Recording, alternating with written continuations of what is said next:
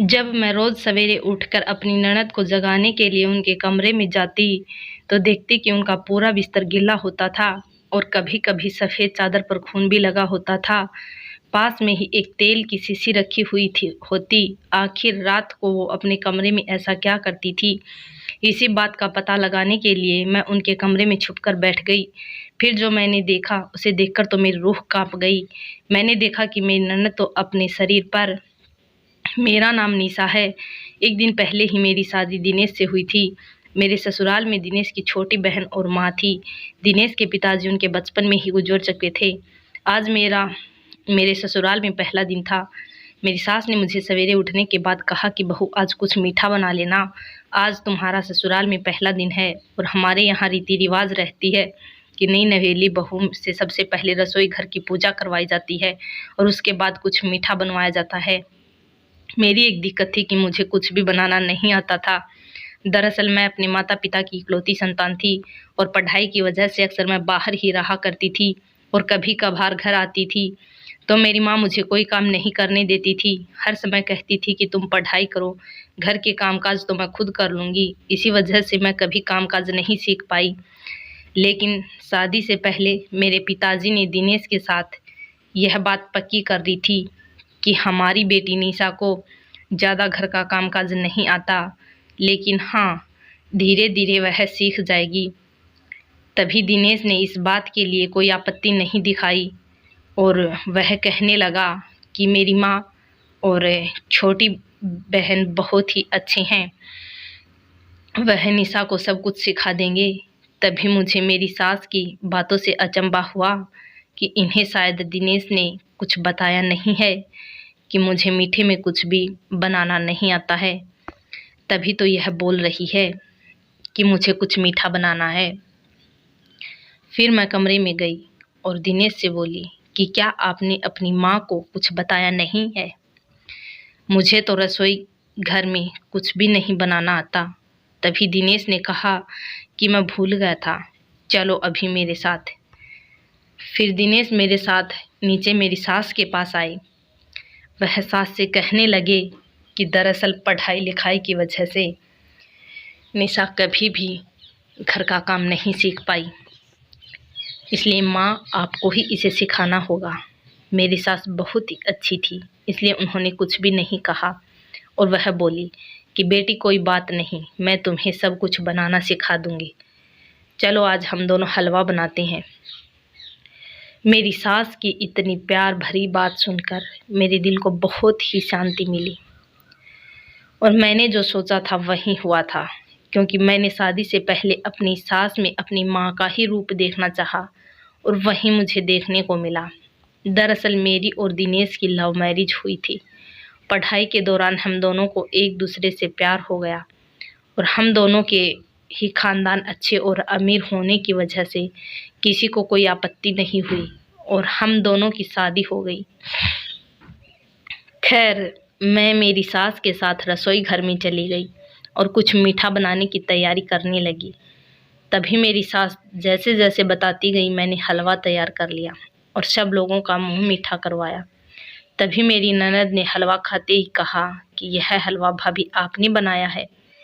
तभी मैंने गर्दन हिलाते हुए कहा कि बनाया तो मैंने है, लेकिन माँ ने सिखाया है। तभी वह बोलने लगी कि क्या आपको हलवा भी बनाना नहीं आता? और वह इतना कहकर अपना मुंह गुस्से से लाल करते हुए अपने कमरे में चली गई। मेरी ननद का नाम रेखा था। रेखा अभी उम्र में केवल 16 साल की थी, लेकिन उनकी बातें और उनका गुस्सा तो मानो 20 साल से बड़े लोगों के जैसा था। तभी मेरी सास बोली कि तुम बुरा मत मानना बहू, इसकी तो आदत है, यह हमेशा छोटी छोटी बातों पर गुस्सा कर लेती है। मैंने रेखा की बात का बुरा तो नहीं माना, लेकिन मेरे मन में एक ख्याल आया कि पता नहीं मेरी ननद के साथ मेरी कैसी बनेगी, क्योंकि पहले ही दिन उन्होंने मेरे साथ ऐसा व्यवहार जो कर लिया था। फिर दिनेश ने कहा कि तुम भी बैठकर हलवा खाओ। तभी मैंने कहा कि नहीं, पहले आप दोनों खा लीजिए, मैं बाद में रेखा को खिलाकर फिर खा लूँगी। तभी दिनेश कहने लगे कि अब वह नहीं खाएगी और ज़्यादा मिन्नतें करने की ज़रूरत नहीं है, उसे भूख लगेगी तो वह खा लेगी। खैर मैं उन लोगों को हलवा खिलाकर अपने कमरे में चली गई। थोड़ी ही देर बाद मेरी सहेली का फ़ोन आता है और वह मुझसे कहती है कि हम लोग तुम्हारे ही शहर में आए हुए हैं, क्या हम तुमसे मिल सकते हैं। तभी मैंने उनसे कहा कि पहले मैं अपनी सास से परमिशन लूँगी, उसके बाद ही तुम्हें बता पाऊँगी।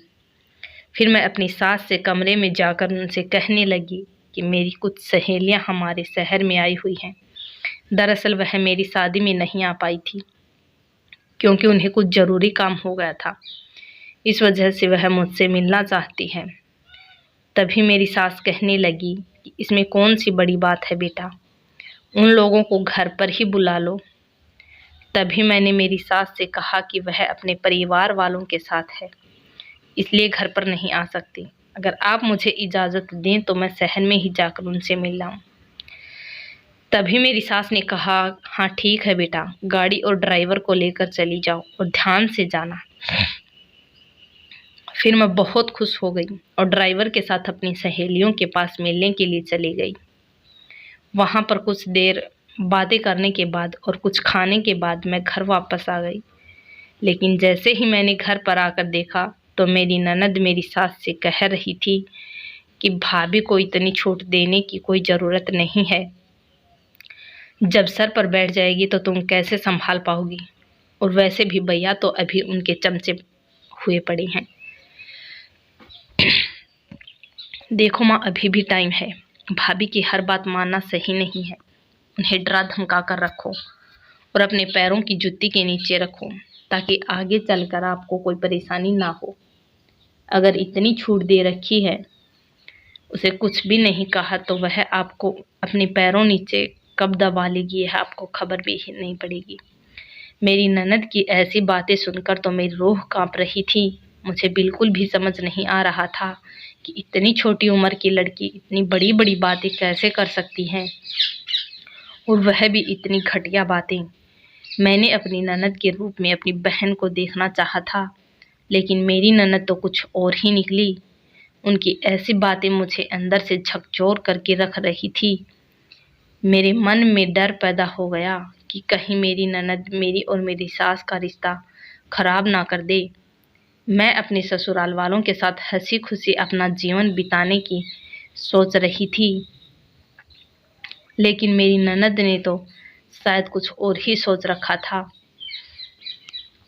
खैर मैंने मन में विचार किया कि जो भी हो, इनके कहने से क्या जाता है। मैं कोई ऐसी गलती नहीं करूँगी और हमेशा अपनी सास और अपने पति का दिल जीतने की कोशिश करूँगी। ऐसा सोचकर मैं अंदर चली गई। मुझे देखकर मेरी ननद रेखा चुप हो गई और कोई और बात करने लग गई। उनकी वह सारी बातें मेरे मन को बहुत ही दुख कर रही थी। मेरे समझ में नहीं आ रहा था कि रेखा को मुझसे क्या प्रॉब्लम है। मैंने तो उन्हें कभी भी शादी से पहले नहीं देखा था और ना ही शादी के बाद कभी उन्हें कुछ कहा। फिर भी मैं उन्हें क्यों नहीं अच्छी लगती।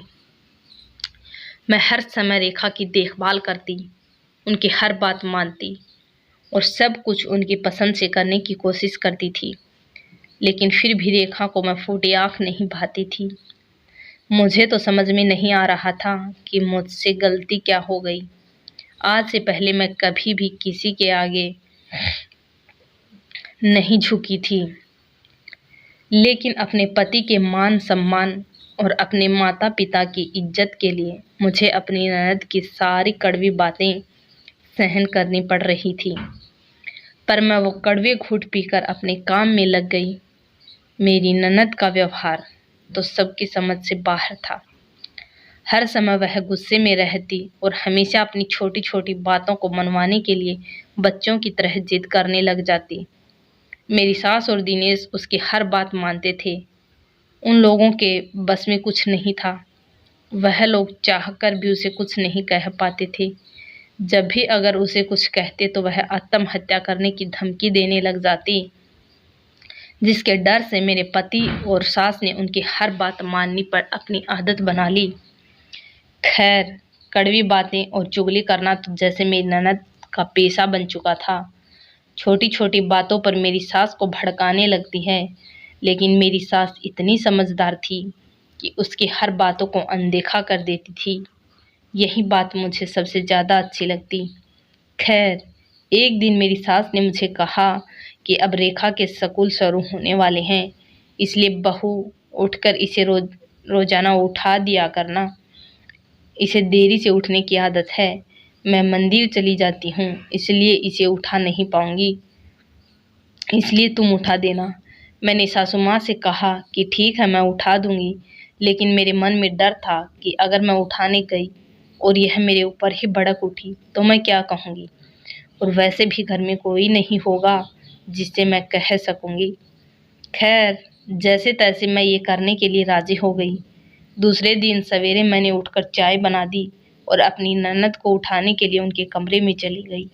जैसे ही मैं उनके कमरे में गई तो वहाँ पर एक ऐसा नज़ारा देखा जिसे देखते ही मेरी रूह कांप गई। मैंने देखा कि मेरी ननद का पूरा बिस्तर गीला पड़ा है, जैसे पानी गिरा हो, और कहीं कहीं खून के धब्बे भी पड़े थे, और उनके बगल में ही एक तेल की शीशी भी पड़ी थी जिसमें से कुछ तेल निकाला हुआ था।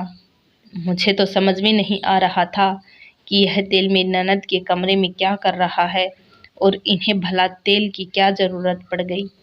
खैर, मैंने अपनी ननद से इस बारे में कुछ भी नहीं पूछा, ना ही कोई बात की, क्योंकि मैं अपनी ननद के स्वभाव से बिल्कुल वाकिफ़ थी।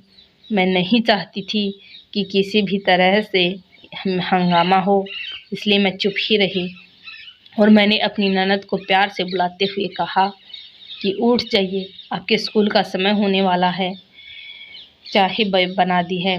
तभी मेरी ननद बिना कुछ बोले सीधा उठकर बाथरूम में चली गई। मैं भी अपने कमरे में आ गई और नहाने की तैयारी करने लगी। खैर, अब तो रोजाना का हो गया था।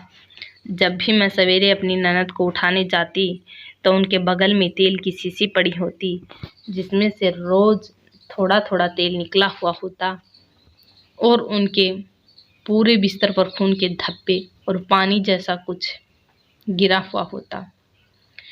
मुझे तो कुछ भी समझ में नहीं आ रहा था कि आखिर यह अपने कमरे में ऐसा करती क्या है, और उनके बाल और कपड़े भी पूरी तरह से बिखरे हुए से होते थे।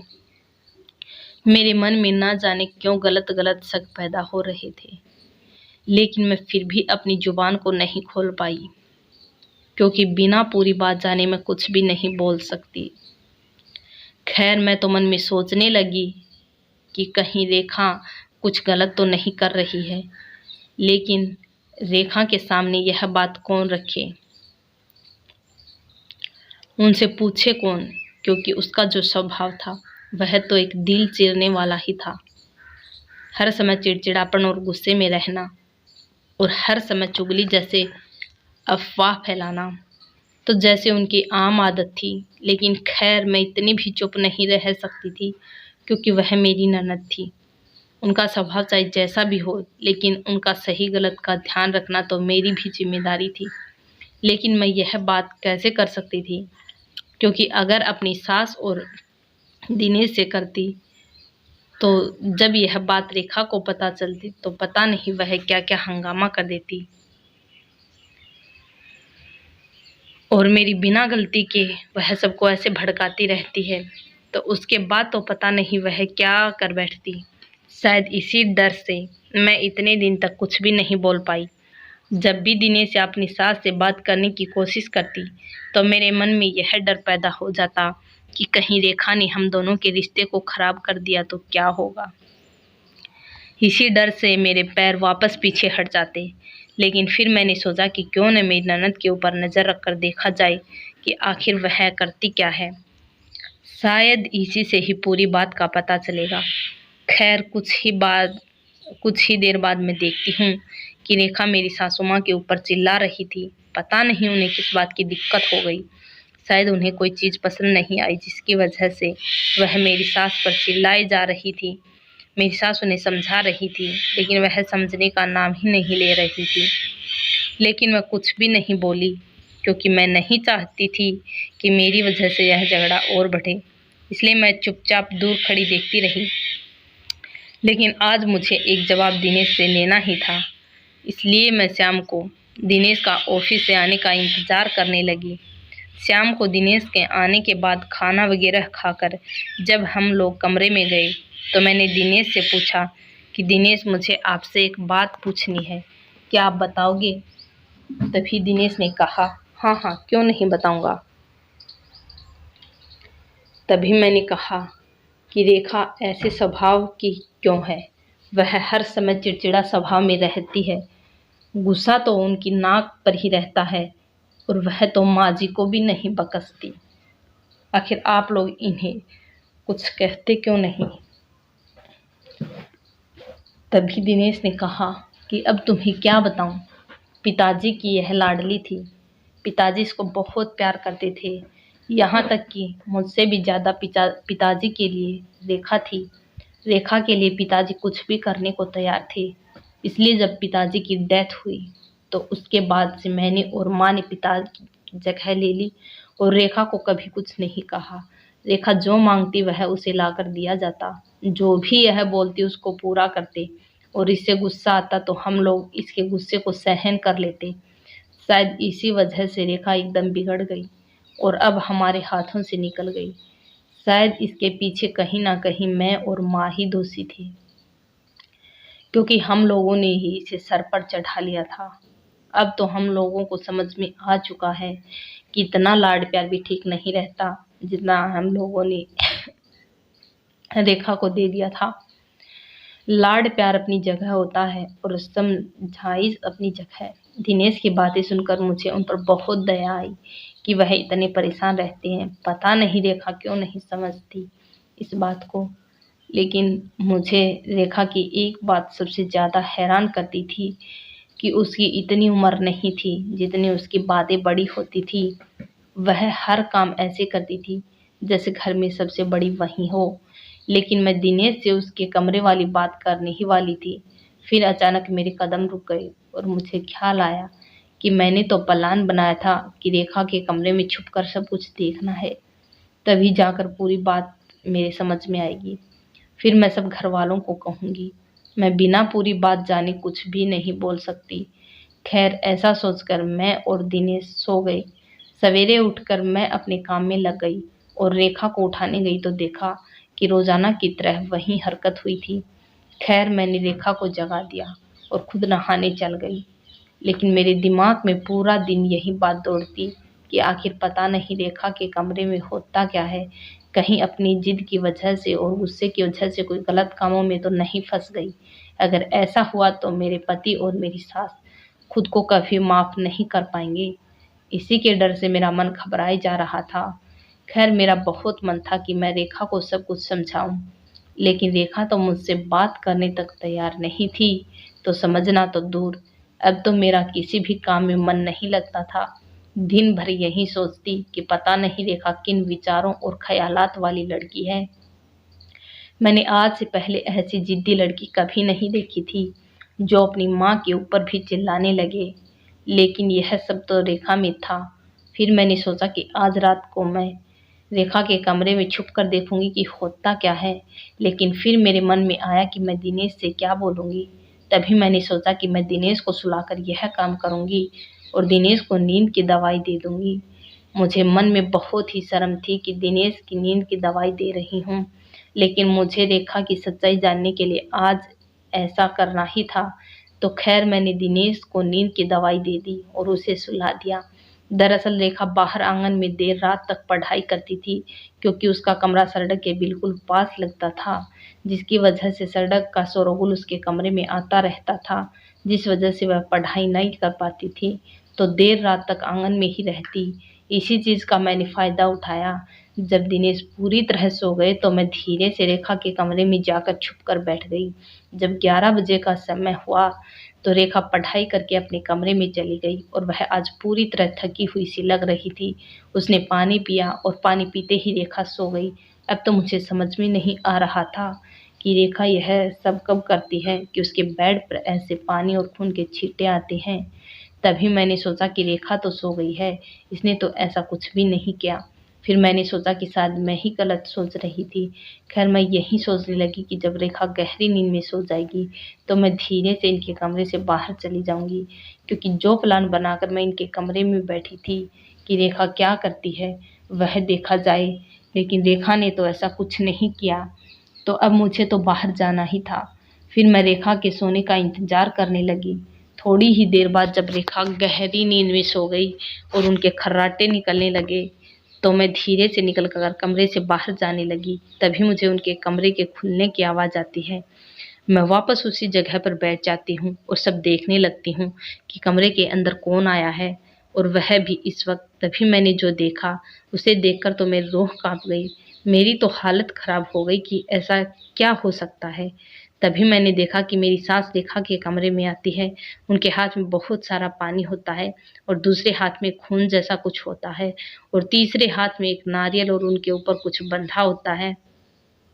मुझे तो समझ में नहीं आ रहा था कि मेरी सास यह सब क्या लेकर आई है और यह करने क्या वाली है।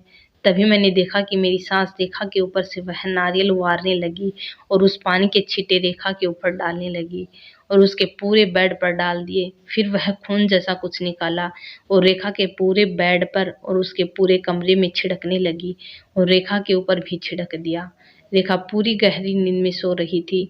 उसे कुछ भी पता नहीं था कि उसके साथ क्या हो रहा है, लेकिन मुझसे रहा नहीं गया। मुझे यह सब जानना था, इसलिए मैं झट से कोने से बाहर निकल गई। मुझे अचानक वहां देखकर मेरी सास एकदम से घबरा गई और उनके पूरे चेहरे पर पसीना आ गया। वह घबराते हुए बोली कि बहू तुम यहाँ क्या कर रही हो।